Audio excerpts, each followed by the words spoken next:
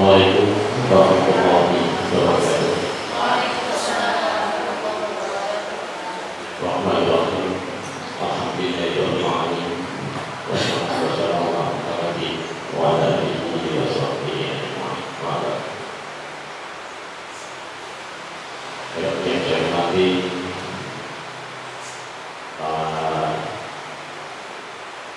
di Muhammadiyah Magelang,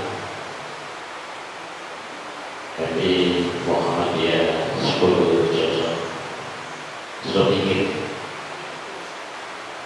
kepala SD dan perorangan dan kepala MTS Muhammadiyah Magelang. Dan saya hormati juga Bapak guru dari masing-masing sekolah maupun madrasah yang bersangkutan.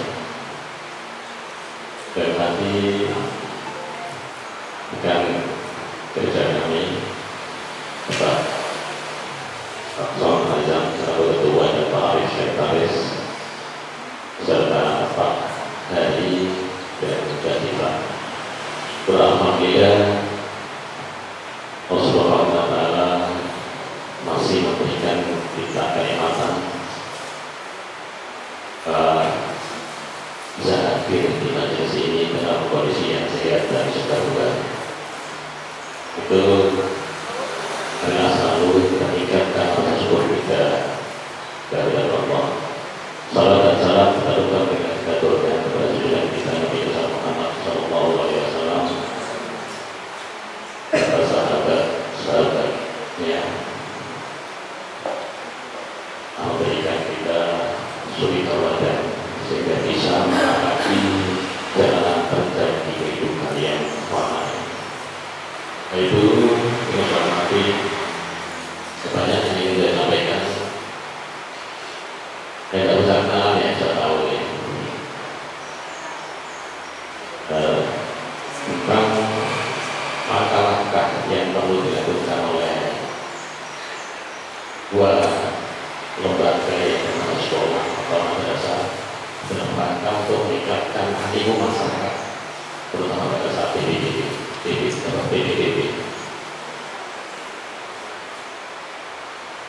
Beberapa waktu yang lalu kita fasilitator dari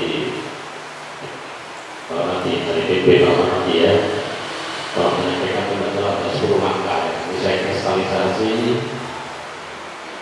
apa dengan pengalaman saya sebagai kepala sekolah selama 13 tahun 8 bulan.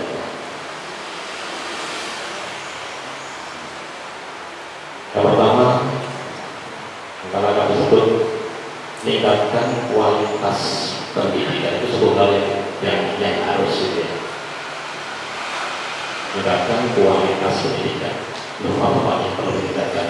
Kalau dari kualitas pendidikan kan sifatnya masih universal.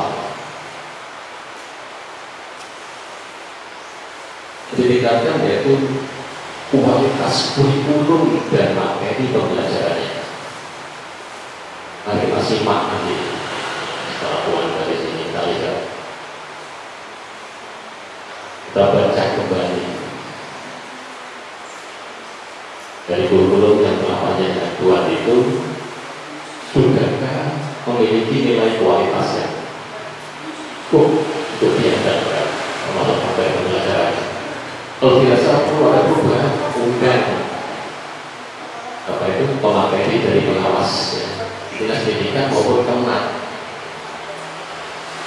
Perlu kita undang narasumber dari dinas pendidikan maupun dari Kemenag. Kalau mata saya Kemenag ya, tapi boleh jadi dari dinas pendidikan juga bisa. Saya nggak perlu merekomendasi siapa yang datang ke sini, karena banyak pengawasnya ya. Yang kedua, meningkatkan kemampuan dan kompetensi guru. Melalui PKB, melalui seminar, workshop dan sebagainya. Itu semuanya harus, dan Bapak Ibu guru harus memiliki semangat yang kuat untuk selalu mengupdate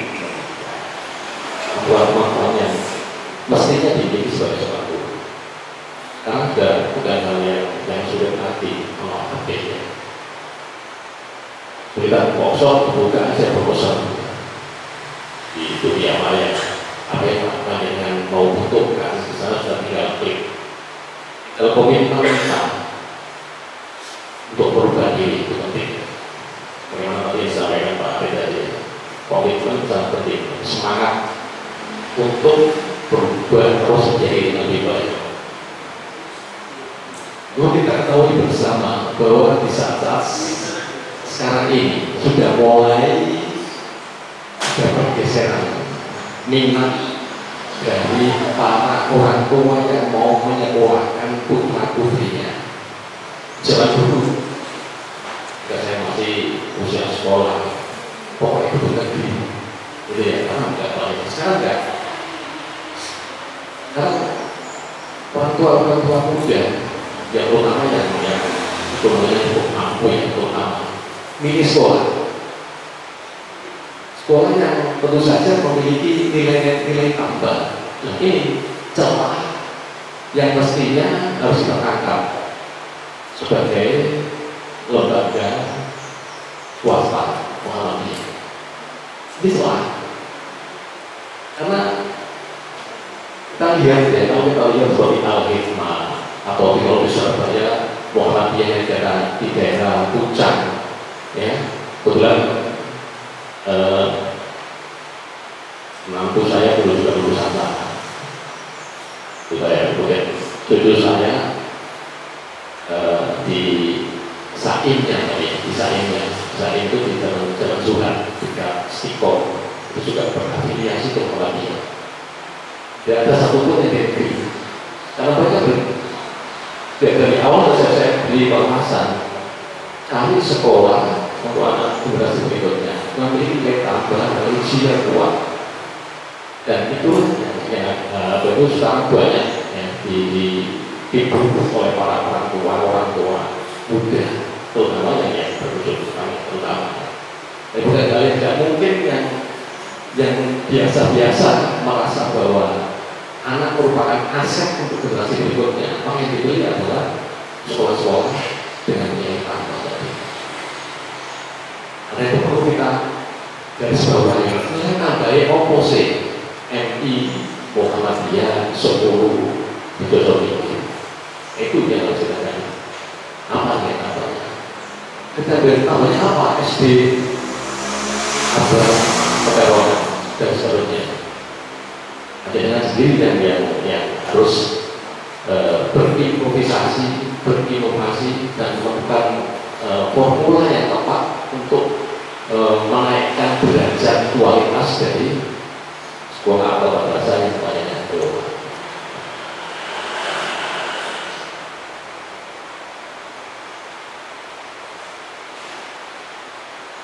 Yang ketiga, meningkatkan sarana dan masalah sekolah, dan lain-lain kayak ini. Dan ada bos dan bos ganjil, apakah cukup Pak? Ini perlu inovasi dari warga sekolah yang ada di sana, mulai pimpinan sampai GD-nya. Tidak salah, Bu Her sudah pernah menceritakan sekolahnya waktu awal jero, aku tembok, baru apa itu kayu, dan jumlah siswanya hanya 85 kalau tidak salah ceritanya. Dan sekarang sudah hampir 1.800 sekian itu, sudah 35 atau berapa. Itu diawali dari tekad yang kuat, semangat yang kuat dari pimpinan dan jajarannya. Tapi beliau mencari dana sendiri dengan melihat masalah-masalah seperti kayak LPUT, itu kan ada yang bagaimana ya, itu yang bunyi kira-kira barangkali ya, tentu saja narasinya cukup bagus ya, kita kirimi surat ke beliaunya. Jangan berharap selalu dibeli, bukan malah dimarahi juga pernah, nggak masalah dimarahi, namanya usaha ya. Jadi kita anggap sebagai kerikil tajam yang ada di hadapan kita dalam rangka mencari tujuannya. Berwaktu esok longgar ya. Yang kedua, membangun citra positif. mengedukasi sekolah sebagai lembaga pendidikan yang berkualitas. Caranya, bagaimana caranya membangun reputasi sekolah? Banyak-banyaklah membuat program yang bernilai, terutama di lingkup masyarakat yang paling dekat di sana. Jangan jauh-jauh dulu. Mengadakan pengajian, mengadakan bazar, sehingga nanti orang akan tahu, ini 10 sosok pikir sekarang luar biasa. Dulu nggak kayak gini ya, sekarang masyarakat dilibatkan, kegiatan ini, dan sebagainya. Akhirnya timbul, dan itu akan disampaikan dari mulut ke mulut. Artinya bisa berimprovisasi yang lain, tidak hanya itu. Ini banyak, saya yakin banyak proses tahu kondisi yang ada di sini. Berikutnya, meningkatkan kepercayaan masyarakat melalui komunikasi yang efektif. Ini bisa kita lakukan dalam berbagai cara, termasuk dengan melibatkan ambasador sekolah, perwakilan dari sekolah, baik dari anak, guru, alumni, dan kita tunjuk tentu saja memiliki wawasan tentang sekolah itu. Jika kita terjunkan ke sana, ya ngobrol santai dengan anak-anak, misalnya pada saat bergaul, sudah kita latih supaya mereka menjadi corong promosi bagi kita. Dan saya kira itu juga banyak dilakukan oleh Bapak Ibu Guru. Dan ketiga, menampilkan prestasi dan keberhasilan siswa dan bisa dilihat kurang banyak. Paling gampang nih orang prestasi juara opo gitu ya.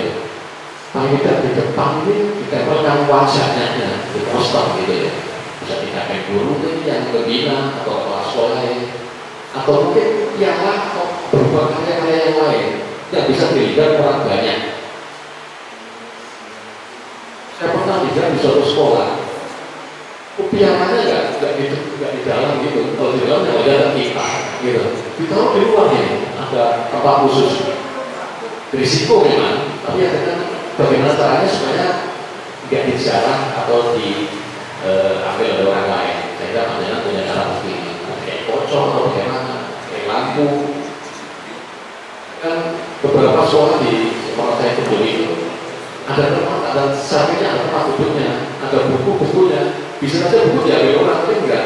Ternyata yang buku itu kadang-kadang dibaca oleh orang yang mau musuh untuk buku-bukunya. Itu salah satu cara. Ya. Banyak cara yang bisa menyenangkan. Yang ketiga, meningkatkan keterlibatan masyarakat. Tadi ya, mengatakan acara-acara sebesar UMKM terlibatkan di sini dengan mengadakan misalnya ulang tahunnya, misalnya ulang tahunnya sekolah atau tahlilannya apa itu MI betul pinggir mengadakan UMKM yang ada di sini. Jadi apa itu perlu ada komunikasi yang kita videokan pada mereka-mereka yang mungkin kita setting sedikit rupa sehingga menjadi ajang komunikasi debatnya. Sebenarnya termasuk membangun kerjasama dengan orang tua dan masyarakat. Nah, ini juga bisa melalui yang masyarakat sekolah tadi. Dan yang ketiga, meningkatkan transparansi dan akuntabilitas sekolah. Ini bukan kejadian yang kita anggap sepele adanya. Wah, masyarakat terlalu tidak bisa begitu. Di era sekarang ini sangat perlu. Transparansi dan akuntabilitas sekolah itu sangat penting. Biasanya anak muda sekarang ini anak yang sudah berpendidikan tinggi, mereka mau lihat bagaimana sekolah itu dikelola dengan baik dan transparan, sehingga bisa melihat mulai dari caranya mengelola sekolah, proses belajarnya kayak apa, hasilnya kayak apa, keuangannya kayak apa. Dia percaya bahwa kita sekolah anak ini atau sekolah ini sekolah benar-benar jujur, transparan. Sudah banyak sekolah-sekolah yang bermutu itu sudah mendahului dengan langkah-langkah semacam ini. Yang keempat, meningkatkan promosi. dan pemasaran. Makanya membuat promosi yang efektif melalui medsos. Dan ini sudah banyak dilakukan oleh teman-teman kepala sekolah maupun madrasah di lingkup Muhammadiyah. Meningkatkan visibilitas sekolah melalui event-event pendidikan, ke perabotan, ya. Misalnya kita tunjukkan hasil karya anak. Visibilitas itu penampakan apa yang telah dikerjakan oleh sekolah. Soalnya hasil karyanya anak tadi ya, berupa menenun, hasil jahitan, atau gambar dan sebagainya. Itu yang saya maksud dengan visibilitas sekolah. Sehingga orang tua tahu loh, itu aku ini gambar yang aku, mulai misalnya tertulis namanya dan kelasnya, ada kebanggaan sendiri. Dan itu akan menambah ketertarikan masyarakat kepada sekolah kita.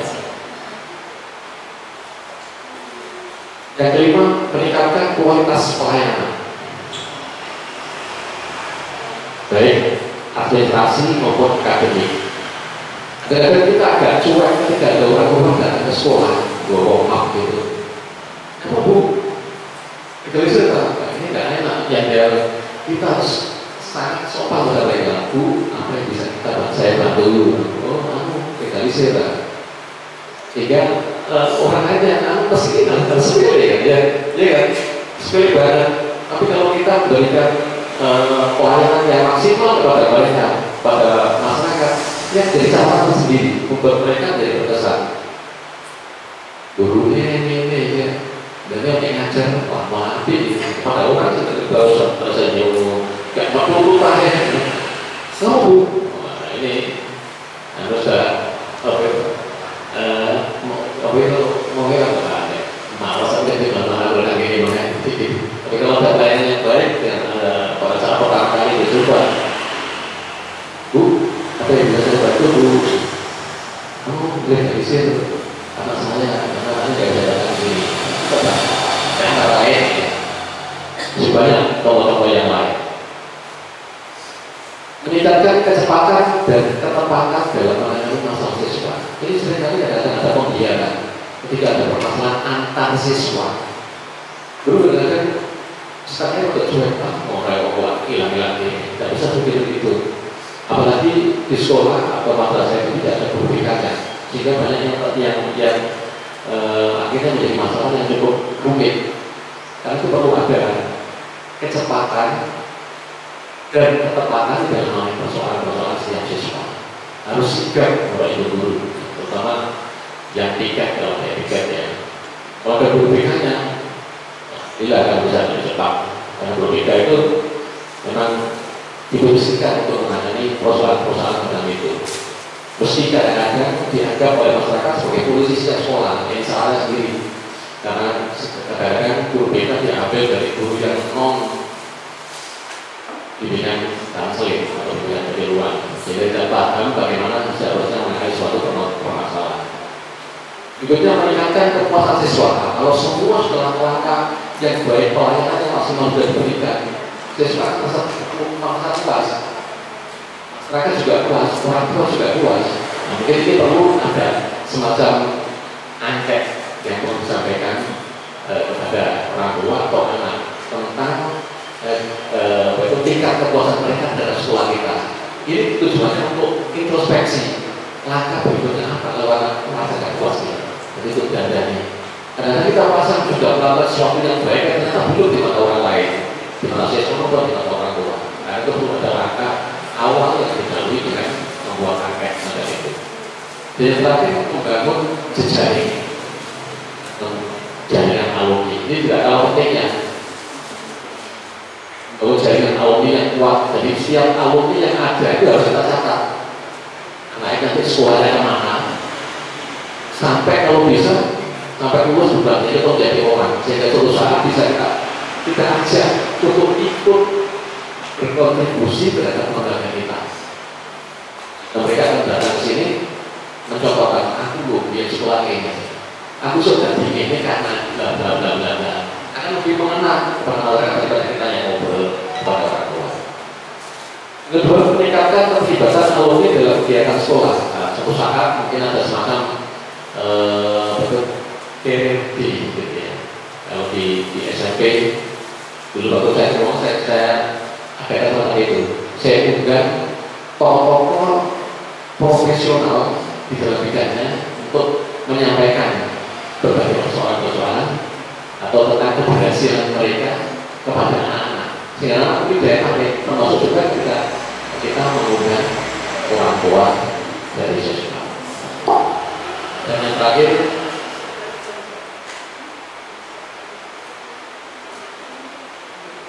menggunakan alumni sebagai ambasador sekolah. Nah, kalau kita sudah tahu datanya, ambasador itu apa?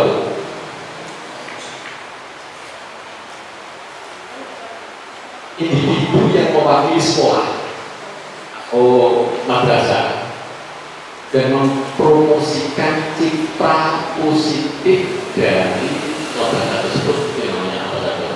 Itu bisa dari guru, bisa dari siswa, bisa juga dari alumni.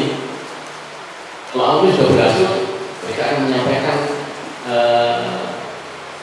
berhasilannya sehingga akan didengar oleh banyak orang tua murid. Itu merupakan daya tarik tersendiri bagi mereka. Saya kira itu